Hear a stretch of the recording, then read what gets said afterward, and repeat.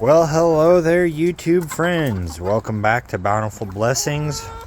This is our homestead. And today I'd just like to take you on a little walkabout throughout the farm.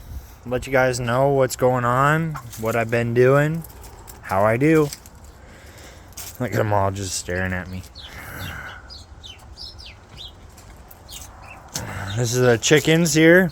I just built this little extension. It's an old buffet table that extends out. I just went to the hardware store and bought some fencing and folded it over at a 90-degree angle right here and screwed it down with some washers and screws is all, and that's all holding it. That's all that's holding this whole thing together. This is the outdoor paddock for them to come out and have their little outdoor chicken run for this winter. I have recently just winterized my entire setup, my rack and coop. This spring I went through and I built this entire thing. I built a lean-to coming off the back of my garage with clear PVC panels on the top of it.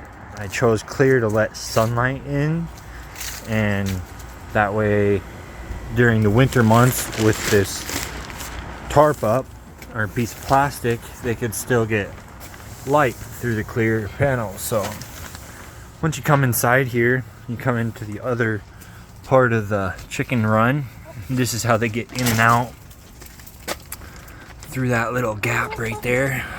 Plenty of space for the chickens to move freely, single file through the gap. And they are situated underneath of my rabbit hutch so that they are helping decompose the rabbit manure in a quicker manner. I mean, rabbit manure is usable in its raw state as compost anyway, but it doesn't hurt to have chickens add chickens to the mix, and then all the hay that falls, the chicken food that they spill out, the chicken poop all gets mixed together, and the chickens will stir it up and effectively make a super compost. So yep, there's that, and that's the chickens underneath the rabbit hutch. I have 6 rabbits in here right now. I got 2 males. The green are my males. 1 green on this side, and I have 1 green on this side. So this male right here, his name is Moses. He's a broken lilac otter. The otter means that he carries the trait of tan underbelly and a lighter color on the top of the head and surrounding the ears and nose generally. This shows itself more in a self rabbit or solid colored rabbit, but you can see here he's got this tan color, which is his otter markings. So that's that. Here I have Luna, and she is an all black self rabbit. She's currently pregnant. She's gonna be having babies in about 14 days, so she's just a little lovey-dovey girl. She's not gonna come up to the front of the cage though, because she's pregnant and protective right now, so we'll move her little plate back up to the front. That way she can stand on it when she gets her water or eats her food. Then in this one we have Pixie. Pixie had a fake pregnancy or a false pregnancy. She is a broken chocolate otter. Again, the otter comes from right here in a broken, and they also have it on the front of their face. You can tell right around her nose. But she's broken because she's got the white cow print spot pattern.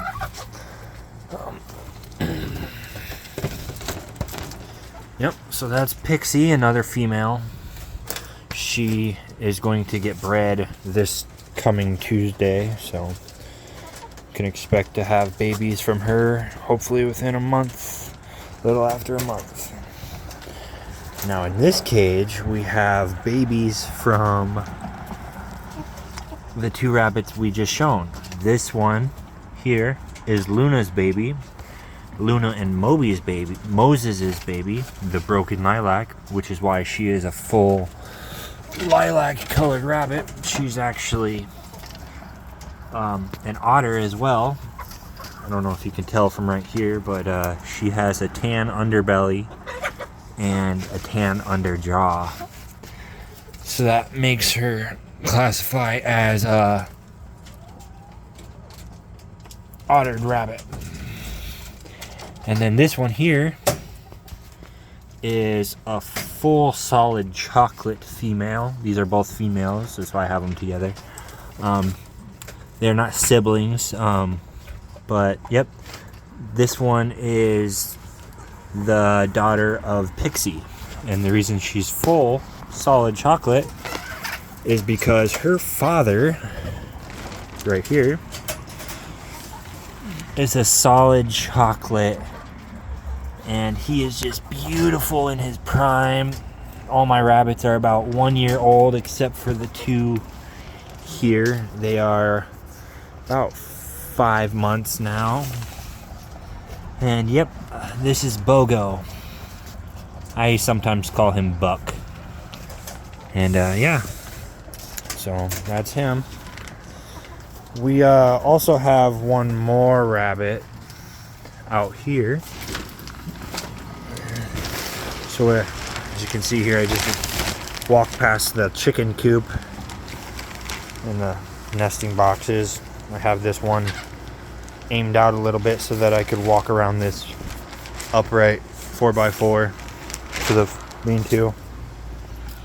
But I do have one more rabbit in here, and this is also going to be Pixie's baby. But this is Pixie's baby with Moses. So this is a chocolate otter. So instead of being full colored, he does have a tan or white underbelly, nose, eyes, and I think between the ears as well. Just cute though, ain't they? And these are all standard Rex rabbits, so their hair stands on end. Very soft, very plush feeling rabbits. Here's the dog, Zippy Boy. He's kind of goof. He's a good boy. He likes to protect the flock, protect the rabbits. So that's the rabbit chicken coop setup with the rabbit tractor out here. I did have more rabbits in this, but I have been harvesting them as I need them. He's the last one left, and I have decided I'm going to end up keeping him just because he's the only solid male otter I have. I guess he's not solid. He is the only otter male I have with a solid color, so he's not broken, I should say. And I do want to start breeding for otter genetics, so that would be great to add that to my rabbitry breeding center. Then if we take you around the back side over here, I already showed you the extra addition to the chicken coop that I have, but I also flipped my compost. It was originally over here. I flipped it over and put it on this side. All of this is spring scrap, or not spring scrap, but fall scrap from chopping down the gardens. It's all the watermelon vines, plant scrap, plant waste, and I also did a final cleaning of the chicken coop and underneath the rabbit hutch before the fall, before I put all this tarp up, so that they would have fresh bedding one more time for the winter. Because as you can see here in Sioux Falls, South Dakota, winter is upon us. So there's that, and here I have some sort of finished compost. To be honest with you, this is just topsoil from my yard. I have been tilling my entire yard, turning it slowly into a garden. Every square foot of my front yard. I have a 0.28 acres here in Sioux Falls, South Dakota. So every little bit of space I can get to work with is beneficial to me. I mean, I am a small, very compact homestead here, and we try to do everything as efficiently as possible. So I just put this in my compost. This is just the grass clippings so that the grass didn't have a chance to grow back after I tilled my entire yard, which I'll show you here in a little bit. So yeah, that's pretty much just grass clippings and finished compost. And then here I have the latest addition to the compost. This is all just new organic matter. This is where I put my vegetable scraps, my egg shells, banana peels. As you can see, the eggshells, a whole bunch of eggshells throughout here. Onions. And I just bought this because I had a couple egg eaters and I was going to dispatch of them, but I did not get to that. Instead, I ended up putting them in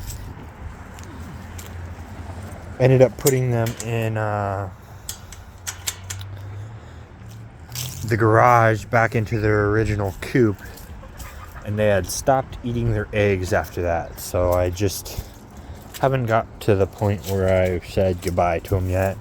They're still being beneficial to me in my homestead, so why get rid of them, right?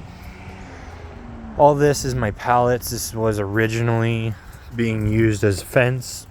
In place of all this, I just had pallets on top, pallets on the sides. Same thing for the actual inside of here. As you can see here, I still have a pallet right there as acting as a gate. But yeah, all of that had originally was using pallets as well for walls. Bunch of landscaping, bricks, twigs from cutting down trees in my yard.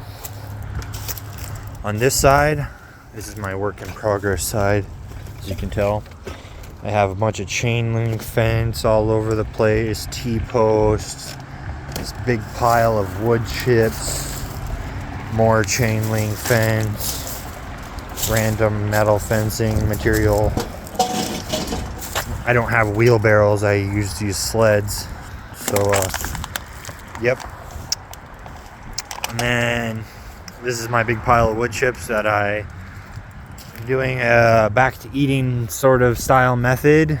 After I get it in place, I will never touch it again, hopefully. No dig, no till compost method after the first initial till. I just got this tiller here. It's a pretty good tiller, 17-inch rear tine tiller, 650 horsepower, very powerful, gets the job done for what I needed. So yeah, let's take you through the front yard, show you what I got going. This here is one finished bed here. I have originally tilled all of the area that you see wood chips in, and I tilled it all, added about 6 inches of wood chips in, and then I measured out a 2-foot wide path throughout this area, which is about 25 feet across, and put compost down. Now I got my compost from the city landfill, and they take in yard waste and other materials like that. So I got free compost from the city. You just have to go pick it up yourself. So it's a very, very good quality compost, very nicely broken down. And in this bed here that I have planted garlic. About 400 cloves of garlic. It's going to be a big garlic bed there, so hopefully to see that in the spring is going to be just quite glorious. So now as we move on, you can see this is all freshly tilled. I just tilled this yesterday. Just just trying to kill out the native grass. I guess it's not native, it's the planted grass that's been here for decades, probably about 60 years. My house is built in the 70s, so I would say this grass is about 50 years old. Yeah, so we're just trying to get rid of that. So what we did is we tilled it. We tilled all this and we took the grass out. I don't think I'm going to take the grass out of this. I'm just going to let it dry out a lot. And I don't know, we'll see what happens. I do have a Broadway on this side. I tilled it as well and added 6 inches of compost in down here, kind of to nothing over here, just because I didn't have enough.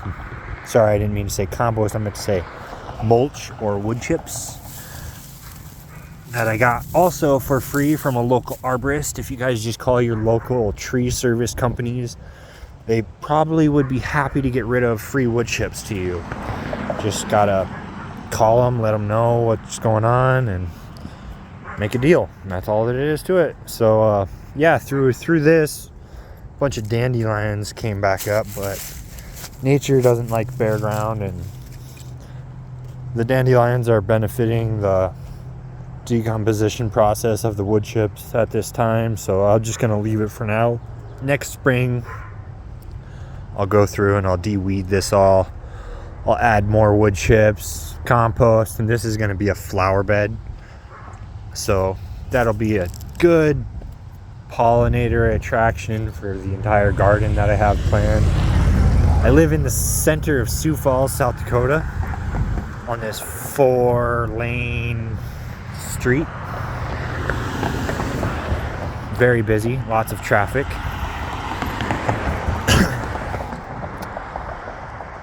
So yeah, like I said, I've been in the process of tilling my entire yard, turning it into a garden. Plan on doing those 2-foot wide beds throughout this entire thing with wood chip pathways that'll just be shown through from the wood chip being on the ground. As you can see, I have a pretty big front yard with no fence, so I've not really been able to utilize my yard because it is on this busy street. You can see cars are just unrelenting coming always. And on this side, I've started the next step. So I have, these are a bunch of railroad ties that were being used as a flower box for my flower box over here. Here's an example. One's still sitting in place. Just dug them up just like that. This is what it looked like after. And my yard did slope down to become level with the sidewalk, and I didn't like that.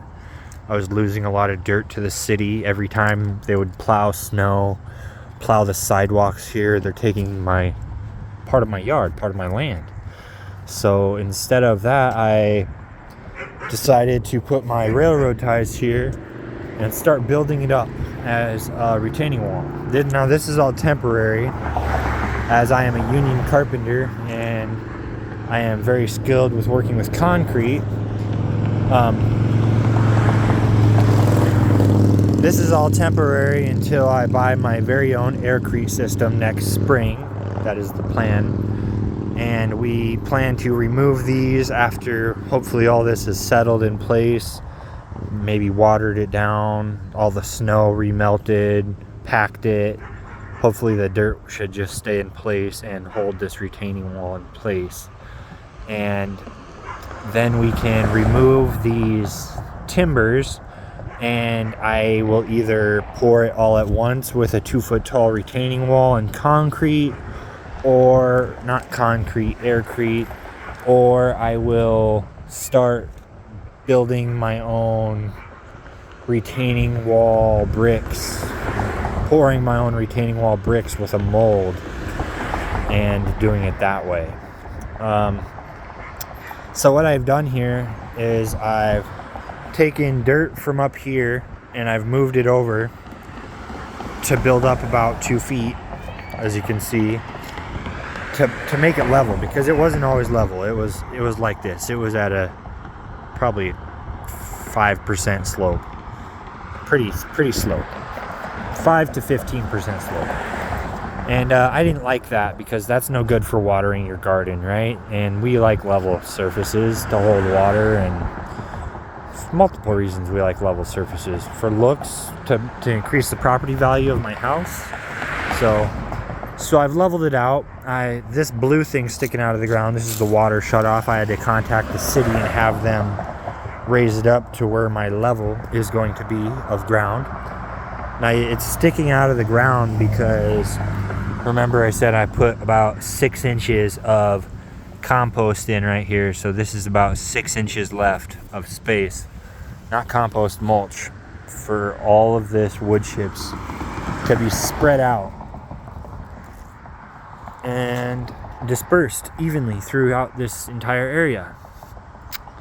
Here is a little bit further down, and I haven't quite got this dirt built up over here yet.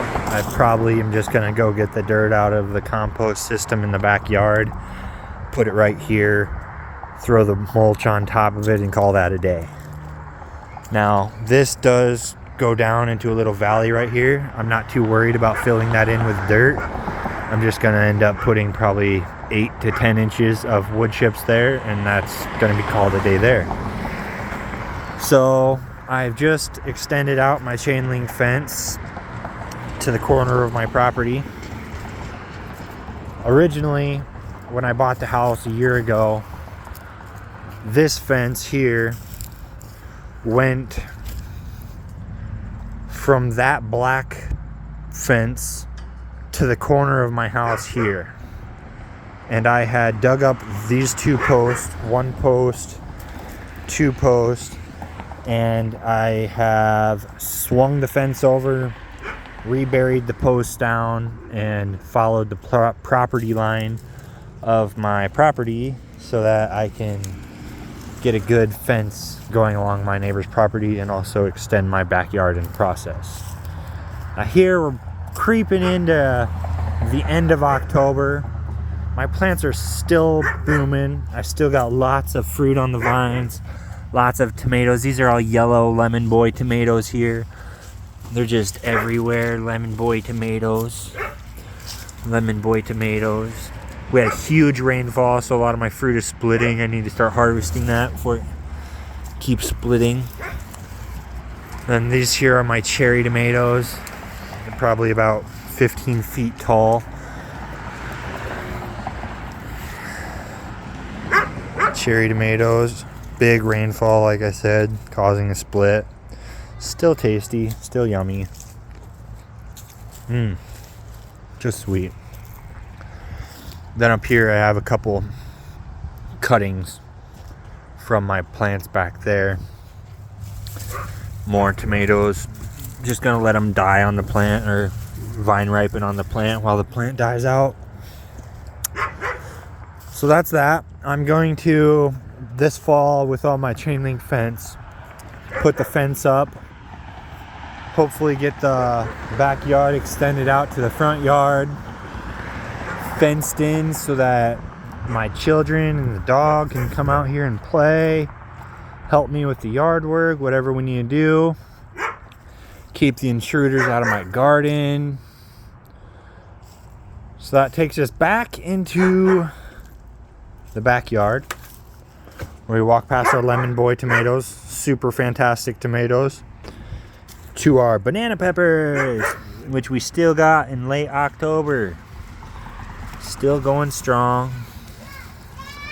Still going strong. Now, they're not vine ripening very well. It's taking them forever now that we lost the summer heat. But who's to say they won't continue to grow, continue to vine ripen after the plant dies out? So why rip a plant out, let it die? We got kids that walk by here all day long knocking peppers off. So we just take these inside and we use them. We still use them. They still provide nutrition. They still have taste and heat and lots of other benefits. Right here we got a couple broccoli plants left. This is our This is our spring broccoli, actually. It's still going. We've gotten 4 or 5 harvests off of each plant. As you can see, we've cut it back multiple times just to get more and more shoots. And here's another baby head. Here's Irene. Oh, peekaboo. Hi, guys. Back to the front yard. So now you guys know what the plan is. You've seen the yard. You've seen the homestead. You've seen what we're doing. Here's a little addition I've put in with the patio stones here. A couple paving blocks. So very cool. I've taken down multiple trees on the property so far. I had one branch here that was shading too much of the garden, and I had another tree here that I removed when this fence line was here. There's a walnut tree I cut down. There's a mulberry tree I cut down. And we'll do another video showing you guys what we plan to plant next year in the garden. So stay tuned and look for that. Thank you very much for tuning in to Bountiful Blessings Home on the Grange. Peace out from Irene. And may God bless you. Till next time, thanks.